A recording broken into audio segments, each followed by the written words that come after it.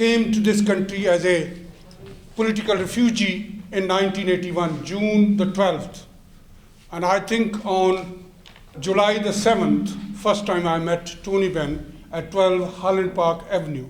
The reason was when I started my journey from Pakistan, and I was absconding for 6 months in Pakistan, and Ziaul Haq, whose meeting was held last week here for his coup, and unfortunately Iqtidar Hasan couldn't make it, but he is here today to speak on Tony Benn, and he might mention Ziaul Haq in his speech. I was absconding from him, and I had a small bounty on my head. I think nowadays bounty is on 100 million, 50 million. I wish it was that sort of heavy bounty on my head. I might have asked one of my brother or sister to catch me and give it to them and get the money to become rich people in Pakistan.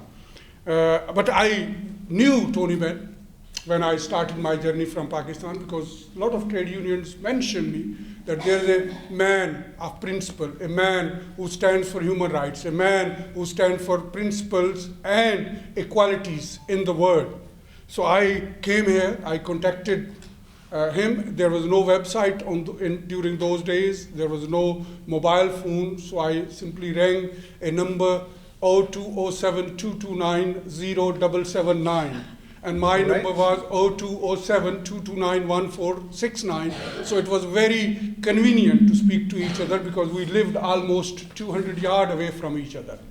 And I think if I tell you whole story, nobody else will be able to speak tonight, and you would have to stay here for another couple of days. So I won't. I'll just give you few.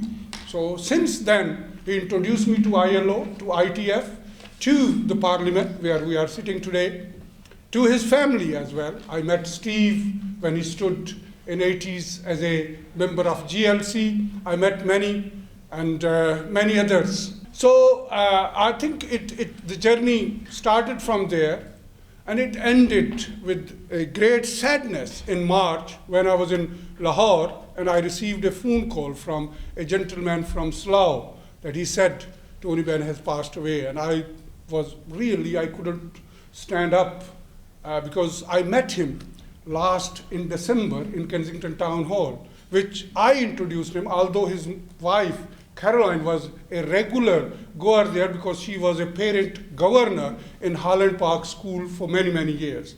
And I met her many times. Let me finish here. This is a sad day for us that we don't have Tony Benn with us. We are looking for another Tony Benn. We have not found yet. I hope we can get one in this century who can stand for equality, who can stand for human rights, who can stand for oppressed people.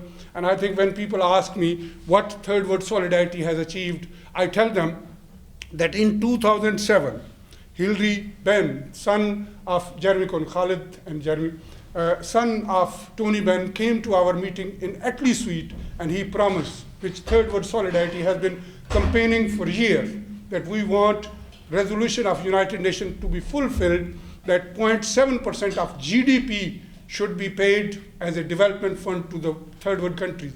Hillary promised that, and this government has committed to it, and they have achieved it. So I think Third World Solidarity, one achievement you can say that we have achieved 0.7% of GDP to be given for development of third world countries.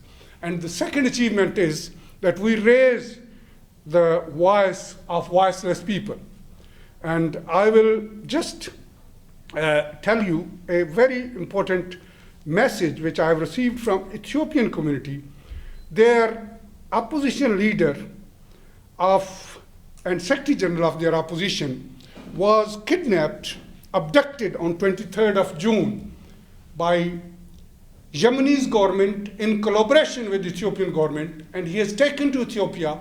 He's a British citizen. I know Jeremy Corbyn is leading his case, and thank you very much mentioning that. So we, the Third World Solidarity, is proud to raise the voices of those who are forgotten or who are lost in our normal lives. So let's carry on it. That was Tony Benn's mission, and Third World Solidarity will fulfill it. Can I ask you to, I think, stand for 1 minute in the memory of Tony Benn, and then I will invite other speakers. Yeah, you are the next.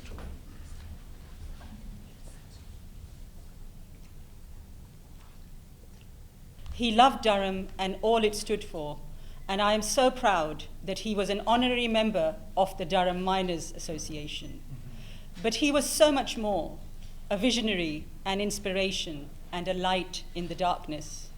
We may never see his like again, which would be a tragedy for future generations.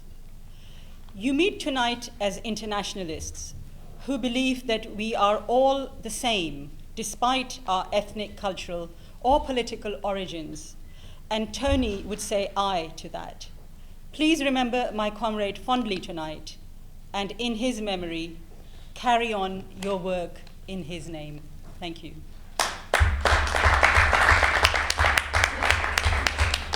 Thank you very much. Tony, from a very early age, when I joined the Labour Party, was always somebody that we aspired to, somebody that we looked up to, because he always spoke for the interest of those who weren't able to speak for themselves. That showed me what the Labour Party stood for in my early years of being in the Labour Party, because I believe thoroughly that was what the Labour Party was about. It was about looking at the equality, looking at justice for people who were not able, perhaps in some terms, to look after their own interest and to do that. And as I became more and more involved in the Labour Party and in politics, and the further higher you go up, you tend to sometimes slip away from those great words and principles of Tony Benn. But I think it was always interesting, as far as I was concerned, that there was some lever that always pulled you back. Because whenever he spoke, he guided you back to where you should be as a Labour politician, as a socialist in this country, who understood what the meaning of the word being a socialist was and what the Labour Party stood for. And sometimes when it didn't quite stand for what it should have stood for, he let us all know where the party should be. And we all had to at least listen and take heed of some of the words he was saying. He's a great man, and may he rest in peace. I don't think any of us can emulate what he's done, but we need more of those free thinkers who are able to ensure that we stick to our principles. And a huge tribute to Tony Benn and what he gave me personally in terms of guidance throughout the Labour Party, being a member of that. Thank you. What a champion we have had in Tony Benn. His ideals are humbly reflected in the ideals of third world solidarity, the ideals of internationalism, of democracy as a full participatory and indeed a radical project, equality and rights. And as Mushtaq has said also, the question of those people whose voices are not normally heard. And I think this is where also it's my personal view, but I think I speak for my colleagues. When Tony Benn spoke, he was, of course, articulate, he was clear, he was passionate, but he also always informed. When you heard Tony Benn speak, you learned something. He was drawing on history, and I think this is a really important lesson, not only because history has lessons which are not transparent and they're not easy to learn, but they're there for us to think about and take forward. And I think not only do we learn from the histories, which are again the histories of those that become invisible, the other histories, the histories that don't always get into the public domain and the history books, and increasingly possibly there is a risk of this, but the importance of learning from the past. And also within that, this ability to have a broad brush of history and a broad brush of the world, of understanding the complexities of the world we live in, while at the same time paying a lot of attention to the minutiae of everyday lives. Everyday people and their struggles were as important as the big events in history. And I think this is a lesson that is an enduring lesson.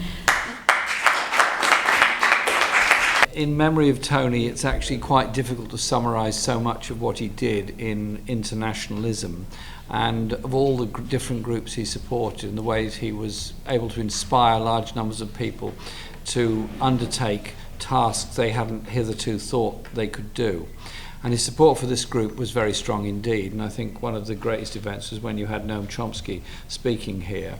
And it seemed to me that there is a generation of people, Tony, Noam Chomsky, Ben Bella, many, many others, who've given a huge contribution, not just to the principles of international solidarity and justice, but also their ability to communicate across generations, across nationalities and across language, which is something that Tony was spectacularly good at doing. Britain is obviously a former imperial power, and there's an awful lot of imperial pretentiousness about attitudes in the Foreign Office and foreign policy, and indeed pervade this building today, to this day.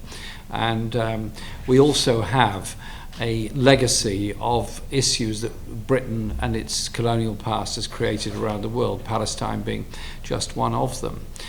In the 1920s and 30s, there was a huge debate in the labour movement about whether or not there should be the idea of dominion and self-governing status for British colonies that would essentially remain part of Britain, or whether there should be a move towards independence. The French debate was even more intense, and they moved very strongly towards making overseas territories a department of France. Britain, generally speaking, didn't, but that debate nevertheless went on.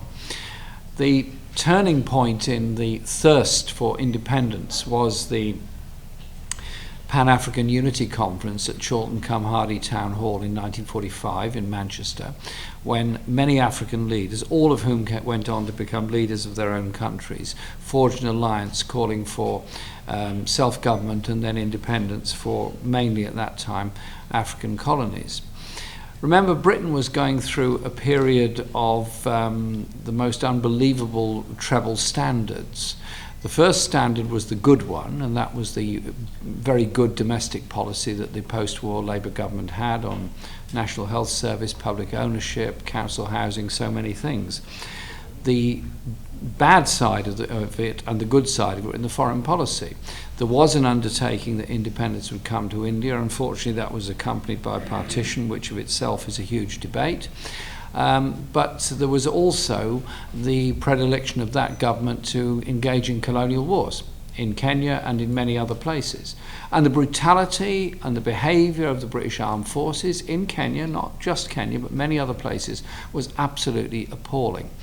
Many who had were on the left of the Labour Party and had indeed supported the Attlee government in its domestic policy by being critical of its foreign policy, and particularly of the foundation of NATO, such as Fenner Brockway and others, came together in 1954 to found the Movement for Colonial Freedom. And Tony was there at the foundation meeting. Fenner Brockway was there and many others, and Tony was Movement for Colonial Freedom's first treasurer. And he performed those duties very well, and the Movement for Colonial Freedom grew very quickly and was an important factor in pressurising MPs and pressurising the British government and supporting independence movements in Africa. And in particular, what was happening in Kenya, where the Mau Mau rebellion was taking place. The British media, I remember growing up with this as a small child, were full of stories about Mau Mau atrocities and Mau Mau abuse, and how every European was at risk in Kenya. It was a travesty of the reality of the situation. The reality of the situation was that British colonial forces were desperate to hang on to the land and the power in Kenya, and the British Army was supporting them in doing that. And of course it suited them therefore to pillory all those that were calling for independence. Tony, as a Member of Parliament, quite a young Member of Parliament at the time, very bravely, along with a very small number of others, raised the issue of the treatment of Mau Mau people in concentration camps organised by the British Army.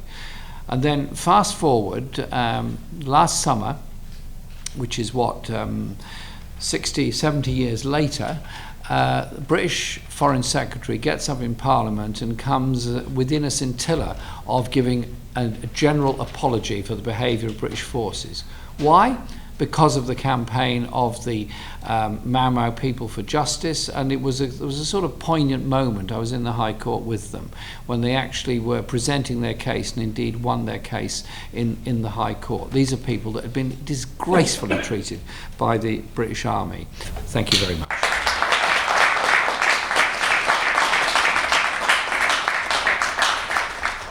Since everyone else has said when they first met him, I suppose I should put on the record I first met my father in 1953 when I was born. And for him, he was a product of his childhood, as we all are, the world that we're brought into, what we're taught, what we discuss with our parents, my grandfather and my grandmother, and his views were formed by experience. And the same is true for all of us. And as my uncle said at his funeral, when he trained as a pilot in Rhodesia in the Second World War, he was sent out there to get his wings, he was appalled at the treatment of black Africans that he experienced for the first time in his life. And that had left a very profound mark upon him.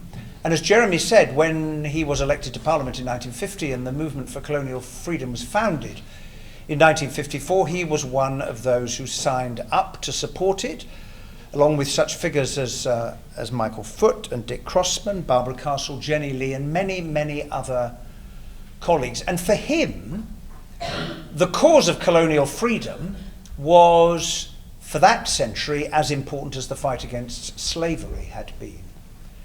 And he once wrote, he said, 2 flames have always burnt in the human heart.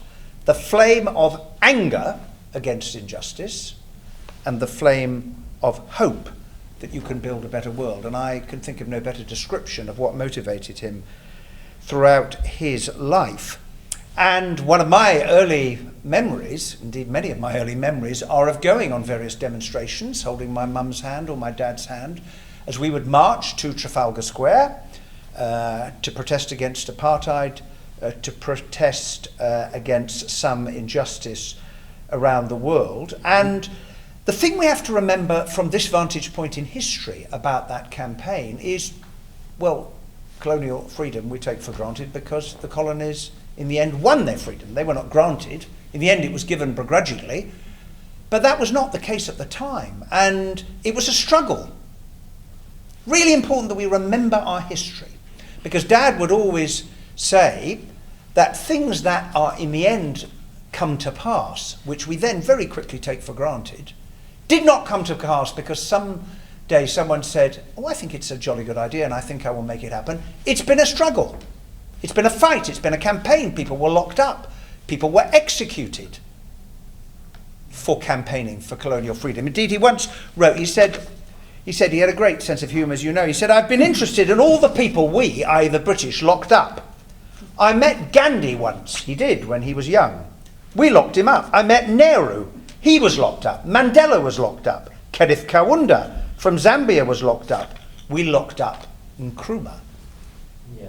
Now that is a reminder of our colonial history and the movement for colonial freedom, which then became liberation. And I want to thank the All-Party Parliamentary Group on Third World Solidarity, New Mushtaq, for organising this evening, have kept that flame, the burning flame against injustice, the burning flame that believes that we can build a better world alive, because that is the process by which millions and millions and millions of people around the world had the chance finally to elect their own government, to hold their government to account, and to determine their own future, and not to have it determined by others around the world. And we are greatly touched, as his family, by the many kindnesses that have been expressed since he died, for the kindness that you bestow upon him this evening by gathering for this memorial event, and to wish you all of the best in the fights and the struggles and the victories that are to come. Thank you very much.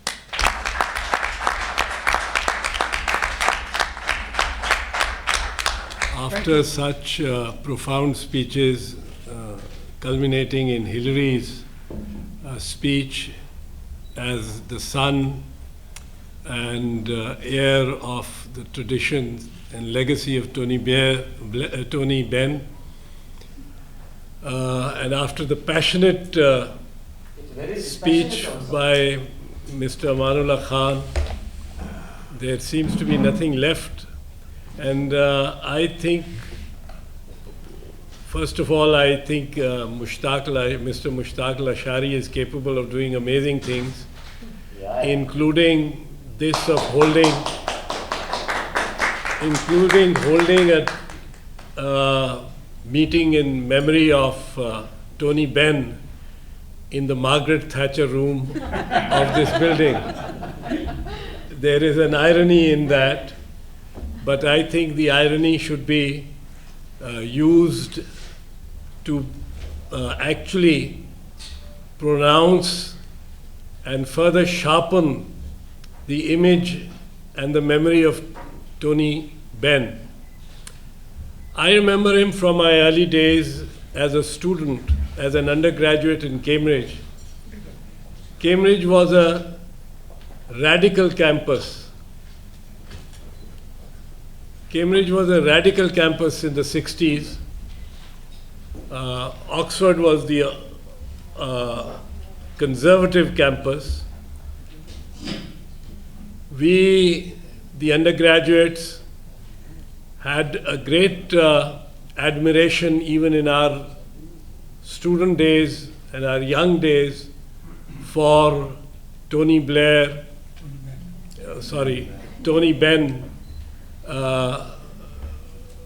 This is also the irony coming out. In the Margaret Thatcher room, you can only probably talk. But in our time as students, we were deeply impressed and moved by Tony Benn taking up causes of the third world, because we were all mostly our circles were either from the third world or devotees of Professor Robinson at Cambridge, who taught us Marxist theories and thought. And in that time, which is a time when radicalization and radicalism had, by today's standards, a benign meaning. Today's standards, the whole concept of radicalism and radicalization has changed. In those times, radical was the left, the socialist, the Marxist, the person thinking of a new international order, a secular political entity was radical. Now, it just so happens that radicalization and radical has taken a sharp turn to the right, and we talk of radicalization as if it is the radicalization of the Muslims, or the radicalization of the Christian right, the radicalization of India, of the Hindu BJP, Hindutva, extreme right-wing religious persuasions and practices have become the norm of radicalization and the definition of radicalization. We will continue working for the causes of Tony Benn, which are very dear to us.